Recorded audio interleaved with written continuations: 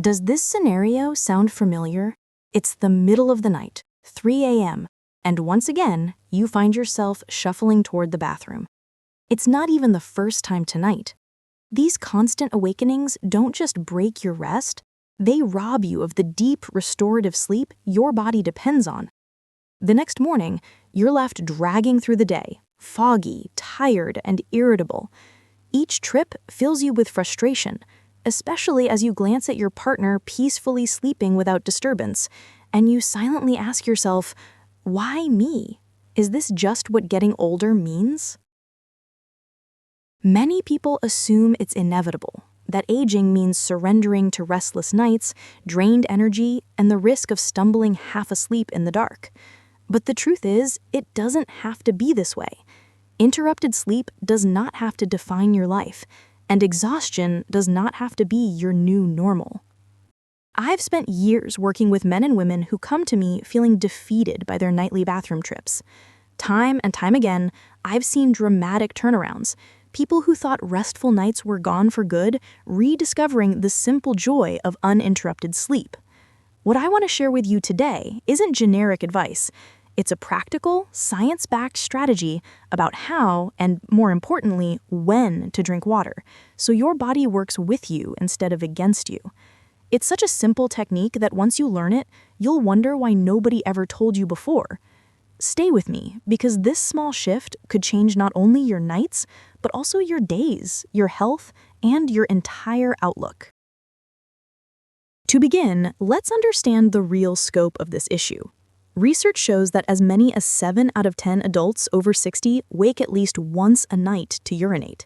For many, it's not once. It's 2, 3, even 4 or more times. This condition has a name, nocturia. And let's be clear, it may be common, but it's not normal. It isn't just a harmless side effect of aging. It's your body waving a red flag, signaling that something is out of balance. Ignoring it doesn't just mean more sleepless nights. It carries serious health consequences. That's why I want you to stick with me until the end, because I'll explain not only why nocturia happens, but also the exact hydration strategy that helps break this exhausting cycle. This method has restored peace to the nights of countless people, and it can do the same for you. We often call nocturia a silent epidemic. People rarely talk about it openly. They suffer quietly, thinking it's too embarrassing to mention or too hopeless to fix. But behind closed doors, the stories I hear are heartbreaking. There's Michael, a 72-year-old grandfather who loved crafting tiny ship models inside glass bottles. He had to give it up because his hands trembled so badly from lack of sleep. Then there's Susan, a 68-year-old retired teacher who fractured her hip during a nighttime trip to the bathroom, an accident that left her unable to live independently. These aren't rare cases. They're stark reminders that nocturia reaches far beyond fatigue. Let's look directly at the dangers it brings. First is the risk of falls. Half asleep, navigating a dark hallway, every rug, chair, or misplaced shoe becomes a hazard.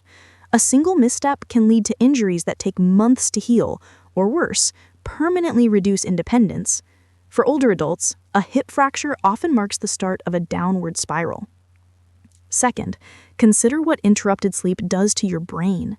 Deep sleep isn't just pleasant, it's vital. During deep rest, your brain clears waste, organizes memories, and recharges itself. Without it, toxins build up, memory weakens, focus declines, and your risk of neurodegenerative diseases increases. The forgetfulness many blame for age is often nothing more than the result of chronically disrupted sleep. Third, the stress on your heart is profound. Each time you wake suddenly, stress hormones flood your body, driving up blood pressure and heart rate.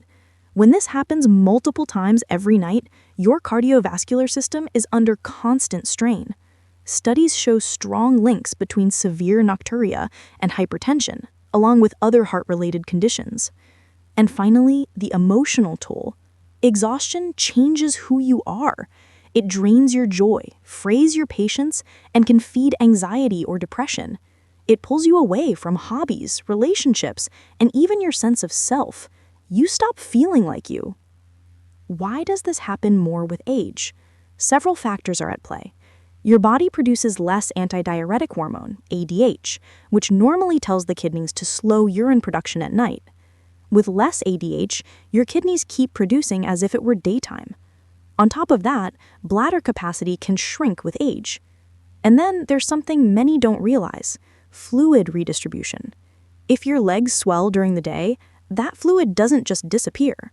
When you lie down, gravity releases it back into circulation. Your kidneys filter it, and your bladder fills while you're trying to sleep. Now that you see how serious nocturia really is, it's time to talk about the mistakes people make, the myths that actually make things worse. Myth 1: if I drink less water during the day, I'll have less urine at night. This seems logical, but it backfires. Dehydration makes your urine highly concentrated, which irritates the bladder like pouring lemon juice on a cut. That irritation can trigger false signals, making you feel the need to go even when your bladder isn't full. Then, when you finally give in and drink later in the day, your body tries to process all that fluid at once, often at night. So ironically, drinking too little during the day can actually cause more bathroom trips at night. Myth 2: I just have a small bladder, and that's the problem. While bladder size can vary, the truth is that most nocturia cases aren't about the bladder itself. They're about the kidneys producing too much urine at night because of lower ADH or fluid redistribution. Even a large bladder won't help if your kidneys are in overdrive. Blaming bladder size stops you from addressing the real issue. Myth 3: a drink before bed helps me relax and sleep. Alcohol may make you drowsy initially, but it disrupts sleep quality and acts as a powerful diuretic. Worse, it suppresses ADH, removing the natural brake that slows urine production at night. The result: more urine, more awakenings, and less restful sleep. Once you let go of these myths, you can focus on the solution, the hydration strategy that actually works. This is where the ASIM method comes in: adjust, soften, stop, integrate, and manage. It's a simple 5-step plan that helps restore balance. Step 1: adjust. Front-load your hydration. Drink more in the first half of the day, aiming for 75% of your daily fluids by 4 p.m. Begin with a couple of glasses of water upon waking, sip steadily through the morning, and have another glass at lunch. This gives your kidneys time to process fluids while you're active rather than when you're trying to sleep. Step 2: soften. Ease your intake after 4 p.m. Don't stop abruptly, but reduce. In the late afternoon, only small amounts if you're thirsty. At dinner, drink lightly, just enough to enjoy your meal, not a full glass. This gently signals your body to slow urine production. Step 3: stop. 2 hours before bedtime is sacred. No liquids at all. If bedtime is 10 p.m., stop drinking at 8 p.m. sharp. This window gives your kidneys time to finish processing and prevents bladder overload at night. If you feel dry, rinse your mouth or take the tiniest sip, but resist anything more. Step 4: integrate. Support your hydration with electrolytes. In your first morning glass, add a pinch of natural sea salt and a splash of lemon juice. This combination improves absorption, so water actually reaches your cells, reducing thirst later in the day. Step 5: manage. Choose the right dinner. Avoid bladder irritants like spicy, acidic, or overly sweet foods. Skip high water content meals like soups or watermelon late in the evening. Say no to caffeine and alcohol. Instead, focus on a balanced dinner with protein and cooked vegetables, which stabilize your system without overloading it. This method is practical science in action, and when combined with a few extra techniques like double voiding before bed, elevating your legs in the evening to release fluid earlier, and cutting down on excess salt in your diet, you create a foolproof plan. I've seen lives change from this method. Michael, the model shipbuilder, called me after just 2 weeks. He said, "Last night, I slept 7 hours straight. 7! My hands aren't shaking anymore, and I'm back in my workshop. I feel alive again." That same transformation is possible for you. It begins the moment you decide to put these steps into practice. Your action plan is simple: hydrate early, taper off gently, stop 2 hours before bed, use morning electrolytes, and manage your dinner wisely.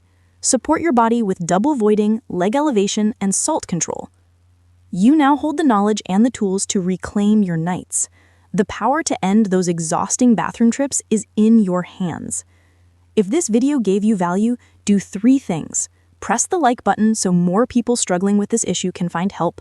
Subscribe so you don't miss other life-changing health tips. And comment below. Share how many times you wake up at night. You'll find you're not alone. And by sharing, you help build a community of people overcoming this same struggle.